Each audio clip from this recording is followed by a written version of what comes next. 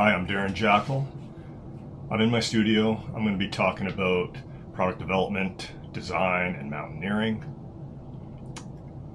Welcome to another edition of Experimental Design, Discourse, and Disclosure.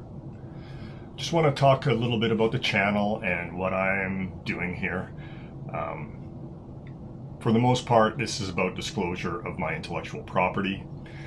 It's concerned mainly with mountaineering products, but there are other things that I will be talking about as the channel progresses. I just want to make sure people understand that this disclosure of intellectual property is part of my IP strategy, my intellectual property strategy.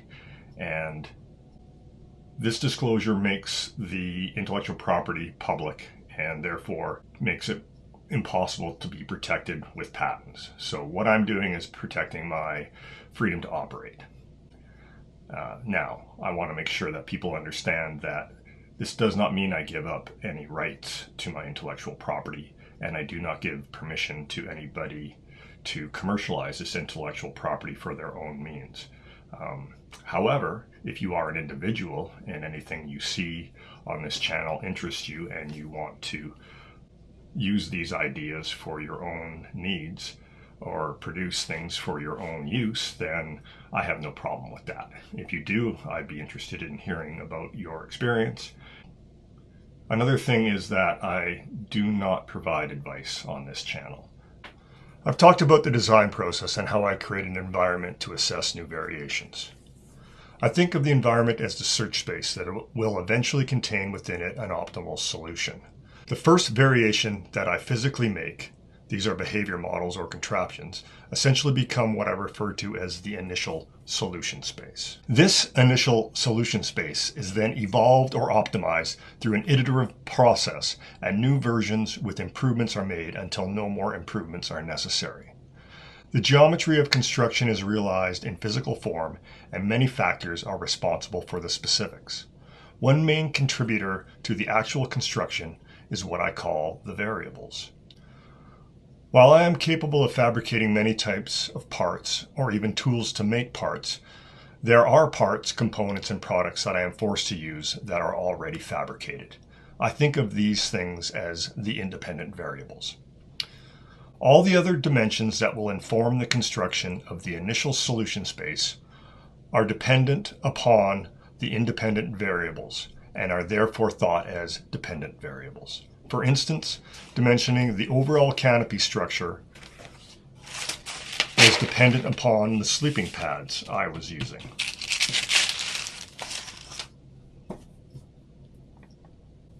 The sleeping pad size, the independent variable, along with sitting and standing heights of the user, drove the overall canopy size, while the 6-side configuration drove other dimensions and geometries. When it comes to the boiler, there are several independent variables. The lower center pole section is something I purchased and is a ski pole. The diameter of the pole is an independent variable, as are the smaller poles that are part of the upper center pole structure. I don't make stoves, and the MSR XGK is my stove of choice. The size of the chimney became an independent variable once I finalized its size, and that was determined by the shim stock that I was able to purchase. A big driver of the boiler was the pot. It would be great to be able to fabricate a titanium pot, but this is beyond my fabricating capabilities. The size of the pot was determined by the need of 3 people to melt enough snow for their survival, and I decided that a 3-liter capacity was the right place to start. Alright, I'm going to make a coffee and talk a little bit more about the user needs that the 3-person shelter must satisfy. I mentioned that the main concern is shelter, food, and water. Now, while these needs will be primary driver of the various systems required to survive the night in the Alpine, there are many other factors that should also be considered. After a long day's approach to a campsite, the users will want to establish their camp and get on with their chores with maximum efficiency. Once a suitable campsite is found, the shelter should be easy to put up by 3 people working as a team. Getting rest and recovering in anticipation of continuing the climb the next day is important. The shelter should not only provide protection from the elements, but should also provide security and a safe and comfortable place to hang out and do the major chore of melting snow and making food. Having the stove positioned in the center allows the users to get comfortable, and the chimney protects them from the potential harm of the exhaust gases created by burning fuel inside the tent.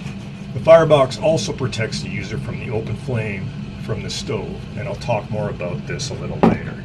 This leads to another major factor to be considered for a shelter, and that is how to manage moisture, as the only way to get comfortably warm is to get and stay dry.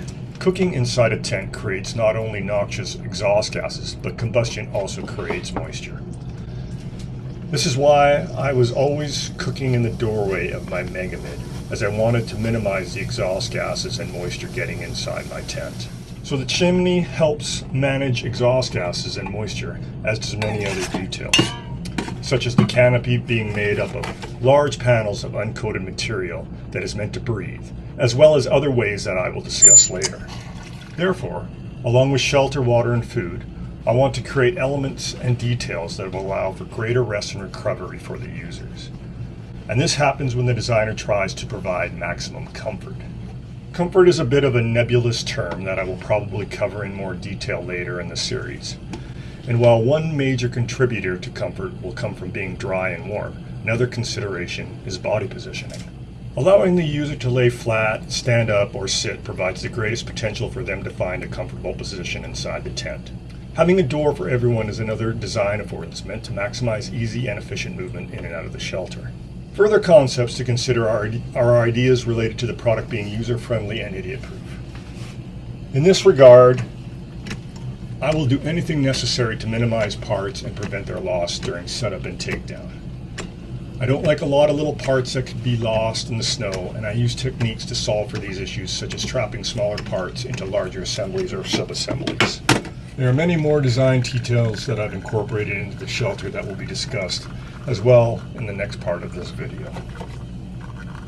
The initial solution that I consider to be the initial solution space is defined by its outer perimeter, its mass, its thickness, all of the things that I can measure and create. I'm talking about taking a center pole and splitting it and creating a whole bunch of other systems, essentially. We need to pull all together in sort of a holistic and understandable final product. 3 systems that are made up of assemblies, sub-assemblies, components, and parts, and we'll talk a little bit more about that as we progress. The structural system that holds the tent up. Then we have a system for burning things inside. This is my stove. This is my firebox. This is the combustion system. I burn fuel. Fuel's here, pressurized, burns in the stove. The hot gases come up. The pot forces them into the structural elbow and then out the top via the exhaust. Now this is an experimental system for managing moisture. Snow is loaded into a hopper, into the pot. It's melted, boiled, and then it's pumped out, never allowing steam or condensation to come up and coat the inside of my tent. Now this is a great example of a failure. You cannot essentially suction boiling water. It flash boils, comes out as steam. You lose your ability to have that suction, and it fails. So I'm going to talk about why this failure was not a complete failure, but that's for probably another episode. At this point, I'm going to wrap up this episode, and on the next episode, I'm going to get into more detail on the trajectory that this part has taken throughout this development process. So we start with environment where we have a boiler using liquid fuel to melt snow and boil water, and that happened in this aluminum-based structural elbow. And when I changed the environment and decided I was going to burn wood in this thing, I quickly found out that, like I knew I would, that the aluminum wasn't going to be able to handle it. So this was a failure, and that was expected, and that's when I came up with this version where I'm now separating the hot gas combustion components away from the structural components. I was able to burn wood in this, and it didn't fail. It was a little more complex than I wanted to make it, so then I went to this, which is stainless steel. This is getting heavy, and what is going to happen for the next version is that I would like to try and make this out of titanium. So I'm going to go back to a solution more like this one, and it will be a titanium elbow that can take the hot gases and combine with a CNC machine that will work with new poles to make a much lighter sub-assembly system. I'll explain more of this later in the next episode, but for now, I'm Darren Jackal. This is my studio. I talk about design, product development, and mountaineering. Thanks again for stopping by. This is Experimental Design, Discourse, and Disclosure. We'll see you next time.